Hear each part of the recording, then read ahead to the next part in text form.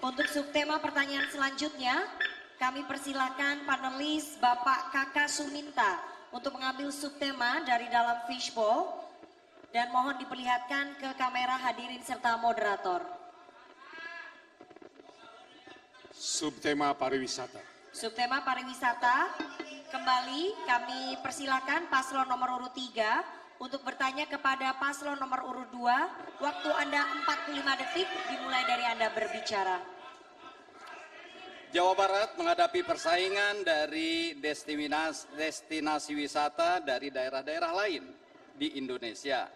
Kira-kira apa langkah konkret yang akan ditawarkan untuk menjadikan Jawa Barat ini sebagai tujuan wisata utama secara nasional maupun internasional? Masih ada waktu, ingin ditambahkan Bapak? Cukup? Di Indonesia kita kenal sebutan sebagai New Bali. Bagaimana kita bisa mengangkat Jawa Barat dengan misalnya satu destinasi tertentu sehingga menjadi setara dengan misalnya 5 Bali baru itu? Baik, masih cukup, sudah cukup? Baik, langsung saja direspon untuk paslon nomor urut 2, waktu Anda 1 menit dimulai saat Anda berbicara. Secara umum, selalu kita ini tidak fokus. Semuanya ingin dirangkul, semuanya ingin dibangun. Sehingga lupa pada fokus-fokus yang ada. Kami melakukan itu dengan fokus-fokus yang ada. Jatiluhur misalkan, sekarang ini turun kunjungan wisatanya.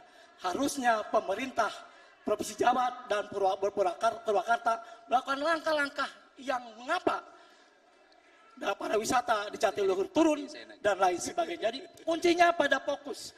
Tahapan-tahapan apa yang akan dilakukan? Kan bukan bupatinya. Wisata Nusantara, wisata mancanegara. Maka pembangunan infrastruktur dan lain sebagainya saya kira menjadi soalan pelengkap dari komitmen seorang kepala daerah.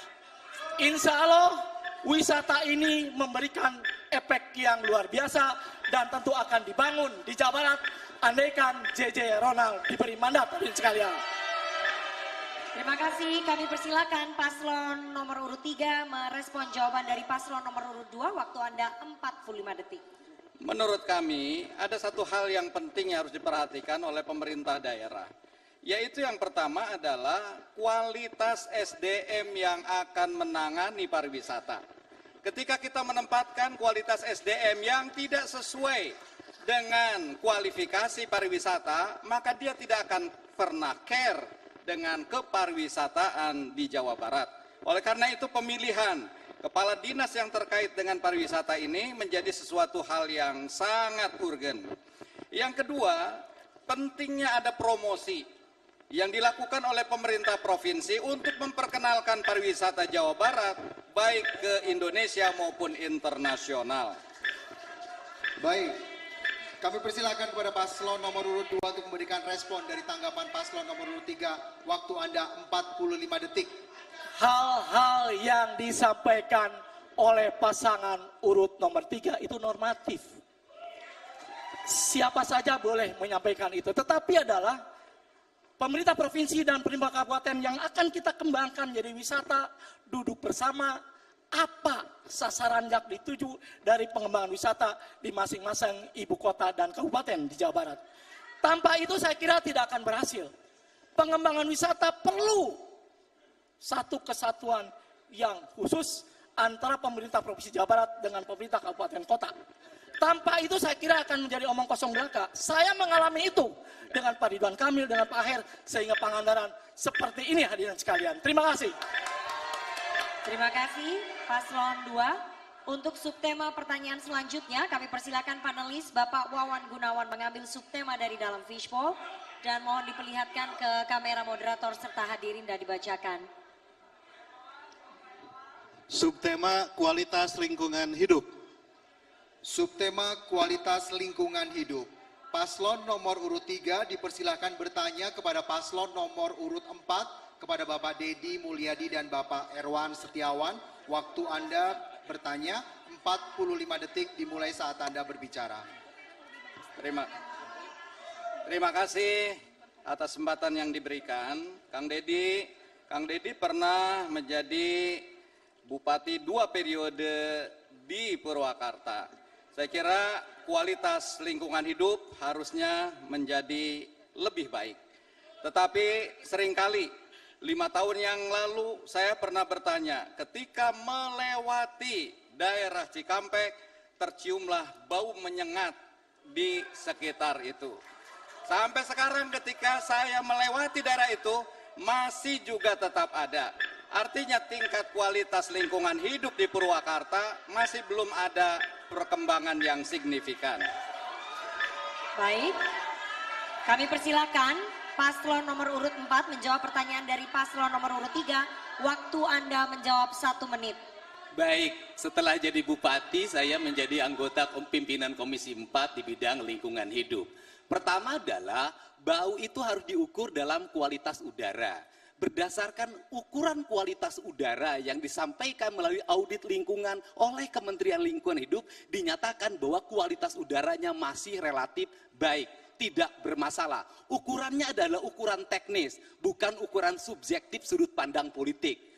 Yang kedua adalah, apa sih yang menjadi problem kita? Problem kita ini berada pada tingkat kebijakan yang belum terkoneksi. Contoh, saya mengusulkan membuat IPAL komunal dari 4 industri yang mengaliri Sungai Cilamaya.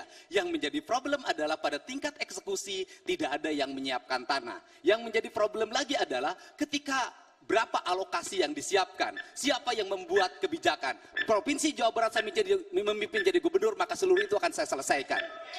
Baik, terima kasih paslon nomor urut 4 dan kini giliran paslon nomor urut 3 menanggapi jawaban dari paslon nomor urut 4. Waktu Anda 45 detik. Ambang batas pengukuran dari sebuah polusi itu akan ditentukan oleh ambang batas bawah dan ambang batas atas. Maka ketika itu berada di ambang batas atas, maka itu harus menjadi warning. Ini akan menjadi sebuah bencana yang sangat membahayakan. Oleh karena itu perlu ada tindakan-tindakan konkret. Dan itulah dilakukan perlunya koordinasi, kolaborasi, pengaturan yang lebih tegas. Dan yang lebih penting adanya law enforcement terhadap pihak-pihak yang melakukan upaya-upaya perusakan lingkungan. Saya kira ini harus dilakukan secara tegas. Baik, selanjutnya kami minta kepada paslon nomor urut 4 untuk memberikan respon dari tanggapan paslon nomor urut 3. Waktu Anda 45 detik.